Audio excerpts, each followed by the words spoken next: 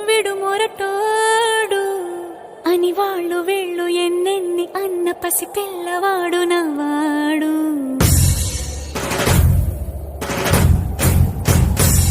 విడు ముండోడు అని ఊరు వాడ అనుకున్న గాని మహారాజు నాకు నవ్వాడు.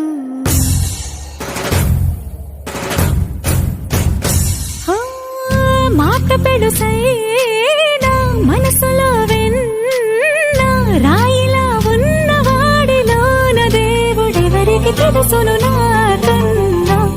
సూసేకి అగ్గిరవ్వ మాదిరే ఉంటా.